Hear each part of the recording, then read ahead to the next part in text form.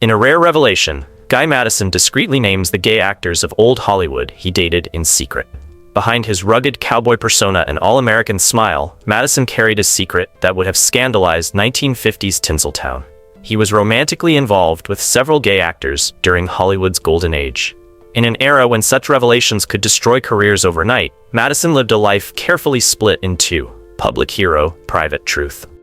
Born Robert Ozell Mosley on January 19, 1922, in Kern County, California, Madison's early life was far from the flashing lights of the silver screen. Raised during the Great Depression, he came from humble, small-town roots, with no ambition of fame or film. After graduating from Bakersfield College, he pursued animal husbandry, intending to work in agriculture, until World War II intervened and changed everything. He enlisted in the U.S. Navy, serving as a radio operator in the Pacific. The discipline and humility he gained in uniform would later shine through in his on-screen roles.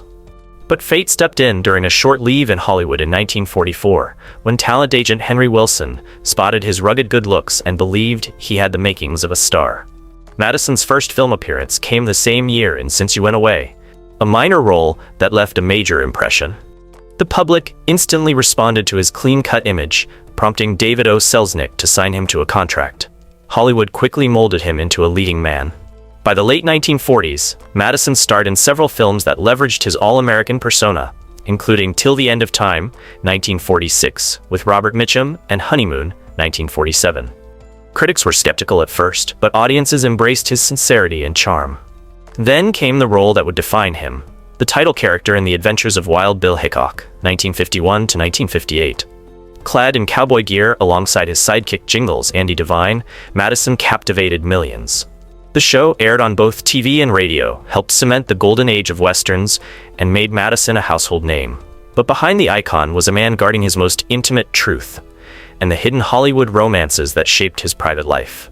He was the cowboy every kid wanted to be, but his real life was a very different ride. Long before superheroes ruled the screen, Guy Madison was the rugged, square-jawed hero whose face lit up lunchboxes, cereal boxes, comic books, and Saturday matinees. Kids lined up at rodeos just for a chance to meet him, and he never disappointed. Always warm, always gracious, always the gentleman cowboy. But behind the charm of his Wild Bill Hickok fame was a career that refused to be fenced in. Even while dominating television, Madison kept one foot in the film world, starring in a string of 1950s and 60s westerns and action-adventure flicks. One of his biggest hits, The Charge at Feather River, 1953, broke ground with its use of 3D sound effects, turning moviegoers' heads, quite literally. But as the sun began to set on the golden age of American westerns, Madison didn't hang up his boots. Instead, he blazed a new trail overseas, becoming a staple of Italian spaghetti westerns and war dramas in the 1960s. While the budgets shrank, his commitment to every role stayed rock solid. International audiences embraced him, and he remained a respected figure long after the final shootout faded. By the late 70s, Madison quietly stepped away from acting, but fans never forgot. At film festivals and Western conventions, he was celebrated not just as a star, but as a symbol of a bygone era. In 1996, he was awarded the Golden Boot Award, proof that his legacy in the genre still rode tall in the saddle. Yet even at the height of his fame, Madison's personal life was far less picture-perfect. In 1949, he married actress Gail Russell, a stunning, soulful star whose own career was rising fast. But beneath the glamour was pain. Russell battled severe social anxiety and alcoholism, demons that Hollywood only made worse. Though Madison stood by her side in the early years, the emotional weight became too much. As his fame grew and their lives drifted apart, their marriage unraveled. By 1954, the Hollywood fairy tale ended in divorce. Even after their union crumbled, Guy Madison reportedly remained kind toward his ex-wife Gail Russell, quietly supporting her through personal struggles that only deepened with time. While their lives diverged drastically, his next chapter unfolded with unexpected speed and drama. Just weeks after finalizing his divorce, Madison remarried. In late October 1954, he wed actress Sheila Connolly in a swift civil ceremony in Juarez, Mexico. Then a hotspot for quick marriages and divorces. Connolly, a rising star in 1950s westerns and dramas, shared Madison's love for the outdoors and a strong sense of family. At first, their bond appeared solid, a fresh start built on mutual interests and a shared vision for the future. The couple soon settled into domestic life and welcomed 3 daughters, Bridget, Erin, and Dolly. Madison, raised in a large family himself, cherished fatherhood, and strove to juggle his Hollywood commitments with quality time at home. But the pressures of fame and relentless travel, especially for film work across the US and Europe, strained the marriage. By November 1960, they had separated. Their divorce was finalized in April 1963. Even so, Madison remained amicable with Connolly and stayed deeply involved in his daughters' lives. In the years that followed, Madison's heart was drawn to another actress, Georgia Mole, better known as Giacola. With her striking Italian-Irish features and haunting performances in films like The Guns of Navarone, 1961, Giacola brought both beauty and emotional depth to their relationship. Though they never married, friends described their bond as passionate and emotionally intense. Like Russell before her, Giacola also battled depression and alcoholism, demons that Madison had seen before. Their relationship endured despite the struggles, and shortly before her mysterious and untimely death in 1972, Giacola made a poignant gesture. She named Madison as the beneficiary of her portion of the Screen Actors Pension Fund. To many, this was more than a legal detail. It was a final act of love and trust, a quiet acknowledgement of the deep connection they had shared. Later in life, Madison became a father once again, this time to a son, Robert Madison, born from another relationship. Raised in Italy, Robert followed in his father's footsteps and found success in the European film industry, particularly in television and spaghetti westerns.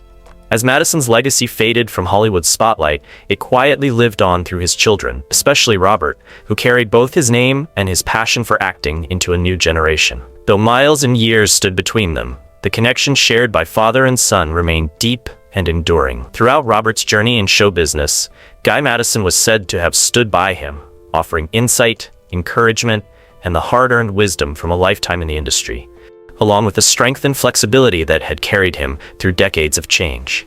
To audiences, Guy Madison embodied the stoic charm of mid-century masculinity, especially in his iconic role as Wild Bill Hickok in the long-running TV series The Adventures of Wild Bill Hickok. His clean-cut appeal, quiet confidence, and small-town good looks made him a household name among women in the 1940s and 50s. Yet beneath the polished persona crafted by the studio machine, Madison led a much more guarded and intricate personal life, one constrained by the era's unforgiving views on sexuality and the rigid image he was expected to uphold.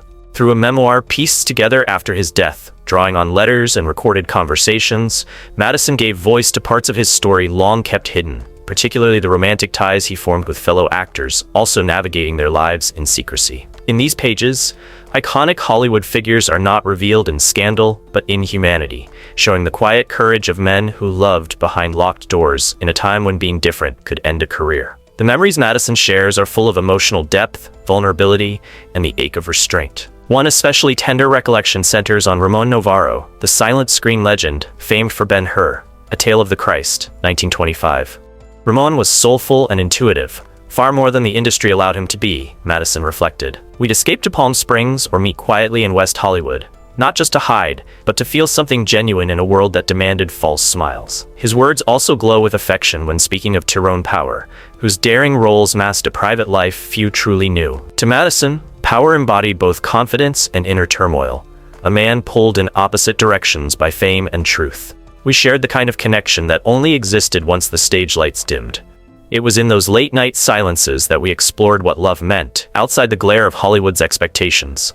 Another fleeting but memorable relationship involved Anthony Perkins, best known for Psycho, whose personal life was surrounded by whispers throughout his career.